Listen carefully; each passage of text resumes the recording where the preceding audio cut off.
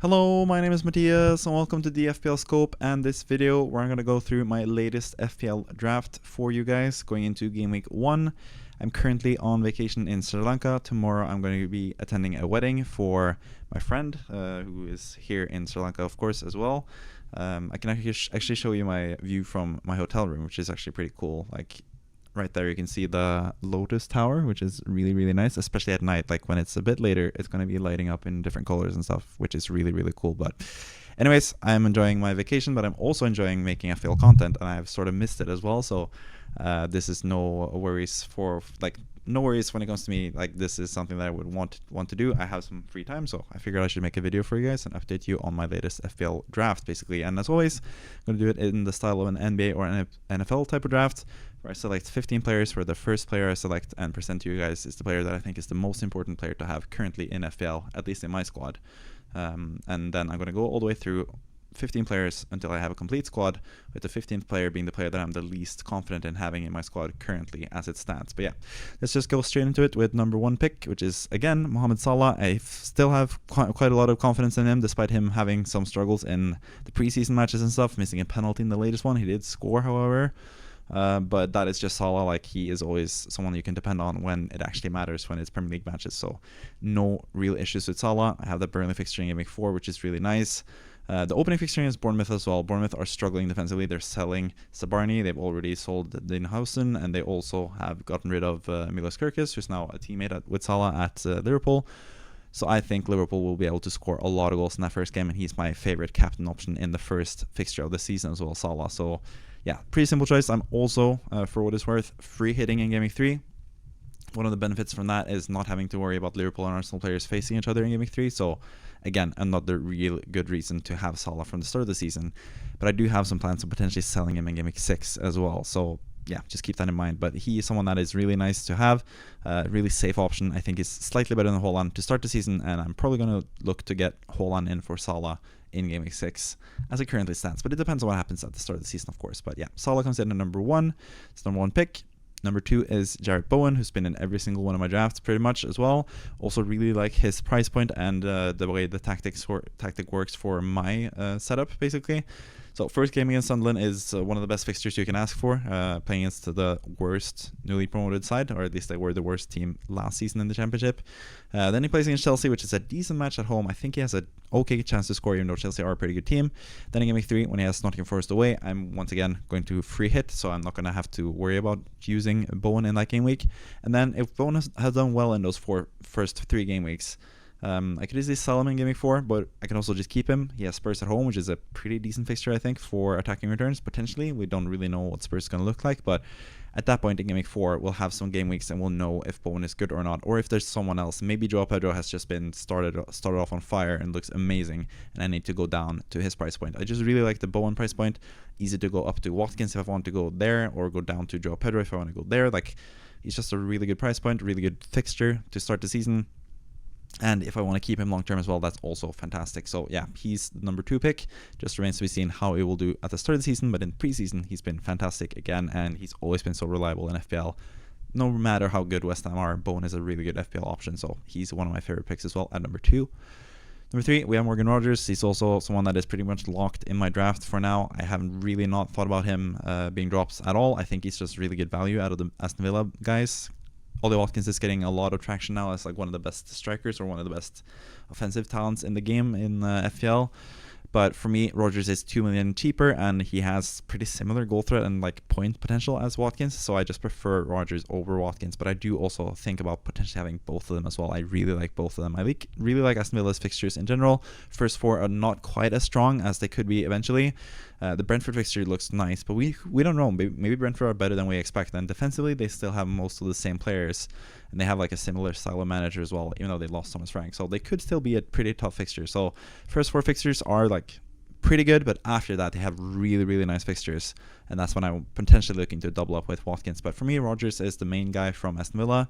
There are a couple of really good options from them, offensively especially. I do like them more offensively than defensively. I think it's tougher to keep clean sheets for them than to score. I think they will score in most of these games, and I think Rogers will be involved in a lot of it. So yeah, he comes in at number 3 for me. Number 4, we have Cole Palmer. He is just getting more and more secure in my draft, basically. I'm also looking at potentially bringing in another good midfielder alongside him as well. So I don't have to make a choice between Palmer and someone at that 8.5 mark, which I am currently looking at doing in my own team, as you'll be able to see soon. Palmer, just really good fixtures from the start of the season, going all the way up until game week 13, where I'm going to do a wildcard most likely, or I'm going to try to save my wildcard for that. Chelsea just have pretty good fixtures across the board. Don't really have to worry about it, and you don't really have to worry about Palmer either. He's a really good player, and again, if he starts off the season pretty slowly like he ended last season, it's just really simple to just sell him as well and get a lot of cash to bring in someone else at one other position as well. So I really like having like kind of like it's easy to start with offensive or expensive players that have really good fixtures, because you can just sell them if they're not looking as hot as you expect them to be, and then you can spread the money around. So I really like that as well with Palmer. So yeah, he comes in at number 4, penalty taker, everything for Chelsea, who are looking like a pretty good team going into the season as well. So yeah, Palmer comes in at number 4. Number 5, we have a new West Ham defender in El Hadji Malik Diouf, who is looking fantastic in preseason. Wan-Bissaka is the most popular defensive pick, I think, in the game currently, but Diouf is looking just better for the same price. He has fantastic crosses, he's super attacking, scored a lot of goals, had a lot of assists for Slavia Prague last season, so he looks really good in attacking. I think he looks pretty nailed as well, but I am considering having Wan-Bissaka instead still, just because he's like that surefire guy who's going to play, at least like we know he's going to play every single game. Diouf as well, as good as he looks now, he's probably going to be pretty nailed as well, but Wan-Bissaka is just a little bit more secure. He's also probably more like, we know what we can expect from an FPL perspective in terms of bonus points and stuff.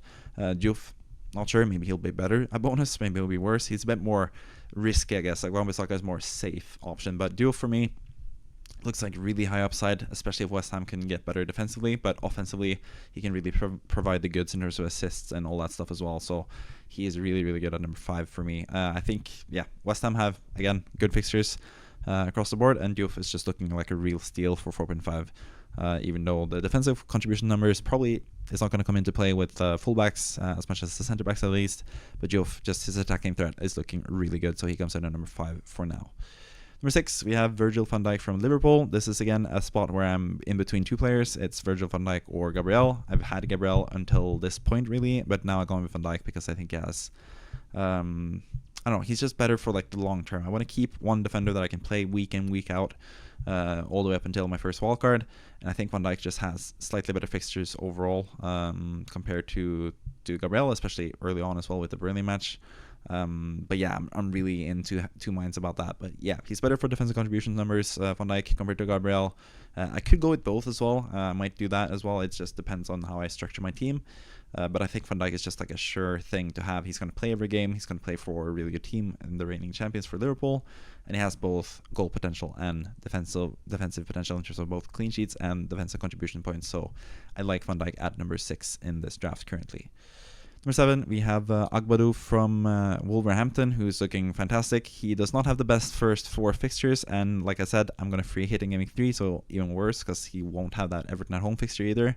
But after these first 4 fixtures, Wolverhampton fixtures are just absolutely fantastic. And Agbadou, 4.5, he is a defensive contributions monster. He's going to get a lot of defensive contributions. Wolverhampton are also a team that are like more like better defensively than what we expect, I think. So I think he's going to be a really good option to have. And yeah, again, with the defensive contribution points being a thing this season, I think having tougher matches for defenders isn't the worst either. Like, you could still get those extra points from defensive contribution points. It's not like clean sheet or nothing for those types of defenders that don't really score that many goals usually. So Agbadou has some set piece threat as well from set pieces, could score from that, from corners, headers and stuff. But I think just defensive contribution wise, bonus point wise as well, he's really good for baseline bonus. And then the fixtures from Game Week 5 onwards especially are just amazing. So yeah, he comes in at number 7. I think he's like my favorite 4.5 defensive contributions guy currently, because I think Wolves have a pretty good season ahead of them, especially defensively. But offensively, maybe they need to replace Cunha and Agnori, but defensively, they're looking really solid under Vitor Pereira. So I think Agbadou could be really good, especially for those defensive contribution numbers, basically. Number 8, we have Mats Sels in goal for Nottingham Forest. I have thought about some other goalkeepers, but Sels has been pretty consistently my goalkeeper throughout this preseason. Nottingham Forest just have really good games. They also concede a lot of shots in the box, Nottingham Forest, despite keeping a lot of clean sheets last season. So yeah, that's better for bonus points. I think Sels can actually be a good bonus machine this season because of that change. Nottingham Forest conceded more of their shots against inside the box as well, but it's usually easy enough for Sels to save it. So yeah, Sels, really good fixtures. I think for 5.0 he's like a pretty safe option to have from the first few game weeks, especially like the first like 6 game weeks are really good for Nottingham Forest, and after that I might bring in another goalkeeper for my bench boost eventually as well. So yeah, Sels is just a really solid goalkeeper, and I think he's my favorite as it stands right now. I don't really have any other standout options in goal. I think Sels is the guy for me currently, so he's number 8 in my drafts. Number 9, we have Victor Gyökeres. It's a bit of a fall since last time when I had him as number 3. I'm still a bit unsure when it comes to his playing time and stuff, and also just the Watkins thing is really appealing. I might go for Watkins instead. Why I like Gyökeres better than Watkins currently is mainly down to Game Week 2 where he plays Leeds. Also, in terms of how I play with free hitting Game Week 3 when he plays Liverpool away, I'm not going to have to use Gyökeres in that game week. I can actually get in Watkins for that game against Crystal Palace at home, for example, if I want to. So I think the fixtures in Game Week 1, 2, and 4 are better than what Newcastle have or what Aston Villa have, basically. So I do prefer Gyökeres, and I can just change to Watkins eventually, but I also, that's another reason why I potentially would like to go with Watkins instead, is that I save myself that transfer potentially in Game Week 5, because I'm pretty certain I'm going to change from Gyökeres to Watkins at that point, but or from Gyökeres to Watkins at that point, but I'm not quite sure. But Gyökeres looks really good. If he starts, especially against Leeds in Game Week 2, he is potentially the best captaincy option. Remains to be seen how good Palmer will look and how bad West Ham will look for that to be a thing as well. But for now, Gyökeres is still my preferred player over Watkins, just simply because I'm free hitting in Game Week 3 and actually have slightly better fixtures with Gyökeres, I think, compared to Watkins in the first 4 fixtures. But that is very much up in the air, as I'll talk about later when I talk more about Watkins as well. But yeah, he comes in at number 9. Number 10, we have Marmoush back in the squad. I'm really happy to see him back in the squad because I really have a lot of faith in him this season. I said at the end of last season that I have a lot of faith in Marmoush.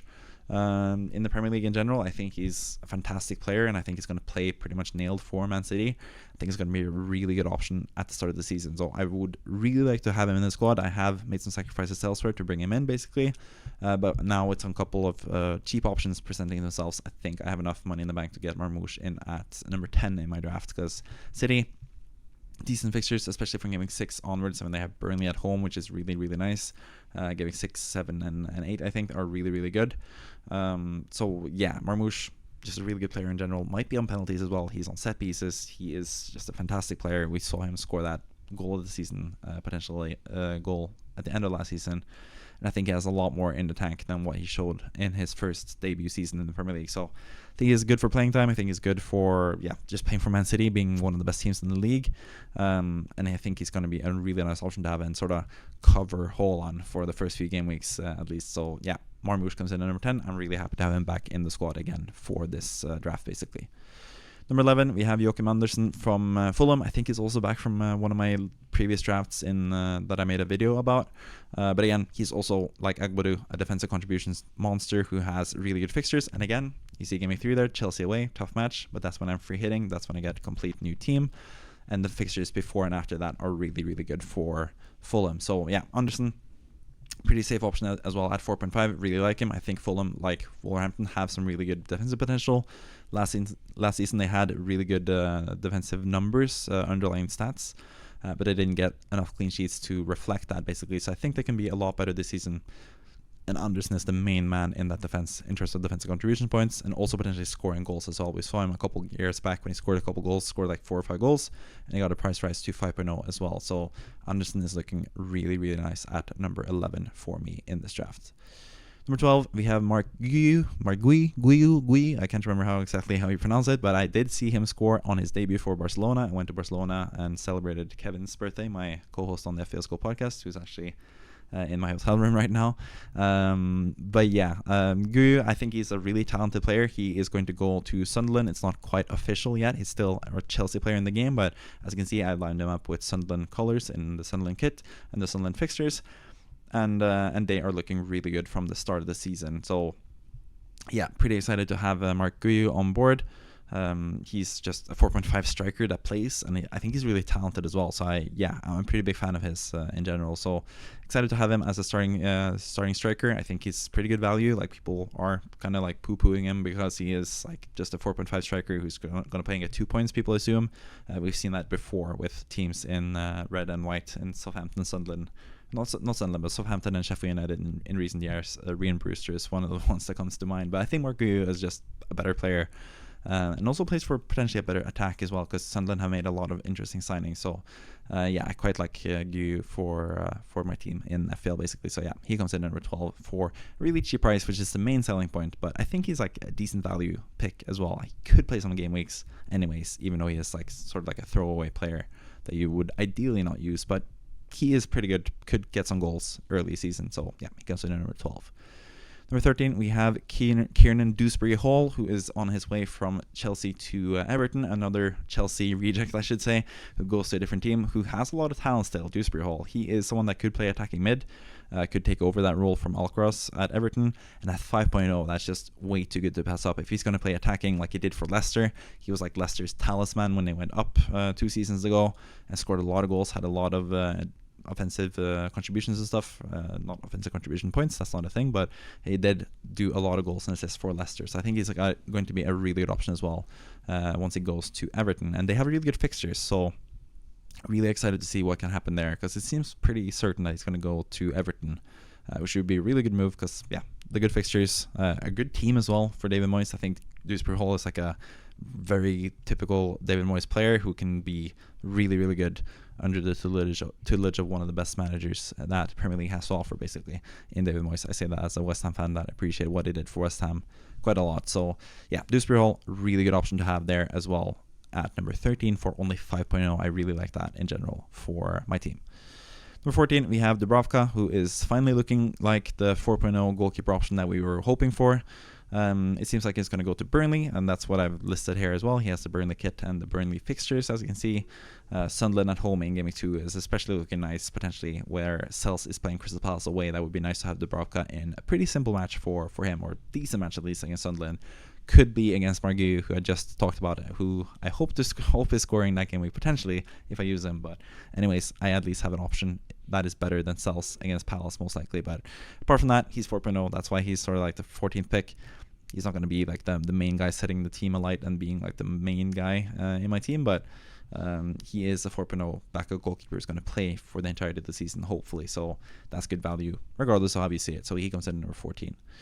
Number 15, the final pick is Chris Richards from Crystal Palace. I do quite like Crystal Palace in general, and I think Chris Richards is going to play quite a lot from the start of the season. He's also really good when it comes to defensive contributions numbers, which is why I'm trying to target with my defenders. Just having a lot of players that are have high potential of getting those 2 extra points, whether they get a clean sheet or not. They get those 2 extra points and can get a lot of points for me across the season, basically. So quite like the defense. I can just stay with those players, regardless of fixture difficulty. Like I said previously in this video, with defensive contribution numbers, it's not as important to get clean sheets anymore. Of course, it is the main thing for a defender, but you can live without clean sheets if your defender keeps picking up defensive contribution points.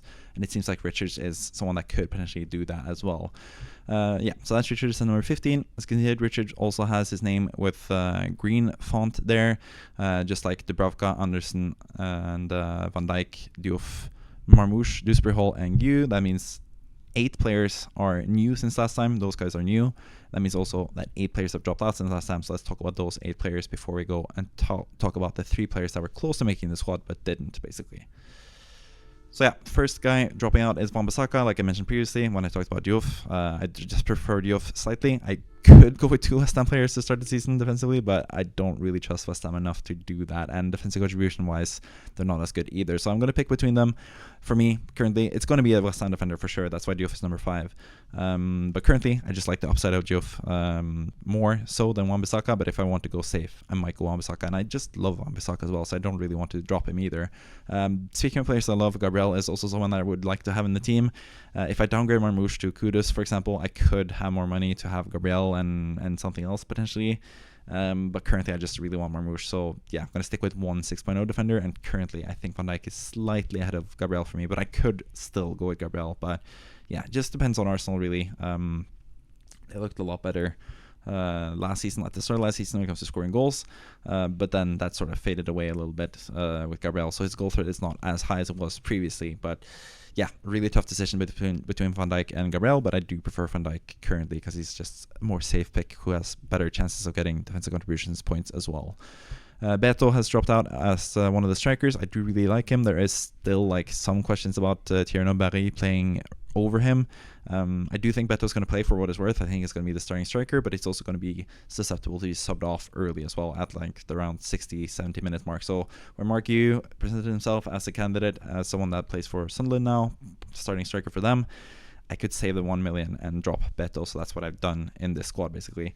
Udogie at number 9 last time, he has dropped out because he's injured, also because defensively, who knows, with Spurs, they've been pretty bad defensively lately, and Udogie hasn't really gotten that many attacking returns either since he joined Spurs, even though he was really good at that at Udinese before he left to play for in the Premier League. Yeah, injury issues, defensive contribution points as well, it's not really a thing for him. So yeah, he's dropped out as well. Like Spurs players have dropped out in general. You see Kudus there as well, he's not there either. Solanke has been injured a lot in preseason. They are struggling with injuries once again, Spurs. So currently I don't have a single Spurs player in my squad, but I think if Van de Ven or Romero is getting either sold or injured, I think Kevin Danso is going to be the starting centre back for Spurs, and he is really, really good when it comes to defensive contributions numbers, and he's 4.5. And he would be nailed if one of those guys get injured. So he's the one that I would potentially look out for, but currently he's not going to start, so I'm not going to have him in the squad, and I'm not going to have Kudus or Udogie either. Kudus I really like, but I much prefer Marmoush if I can have the money, and I have the money with this draft, so I go with Marmoush instead. But Kudus is still a good pick. Madison is out now for a long time. Probably Kulusevski is still injured. Kudus is looking good, but I do prefer the better midfielders I can have for the money that I have in the squad currently. Julian Araujo has also dropped out as a 4.0 defender. He's still a good option, I think, if I want to just have like a defender that I want to bench most game weeks, but currently I want to have more like surefire starters in my team, and I think Richards is just like a more safe guy to start the season with, also with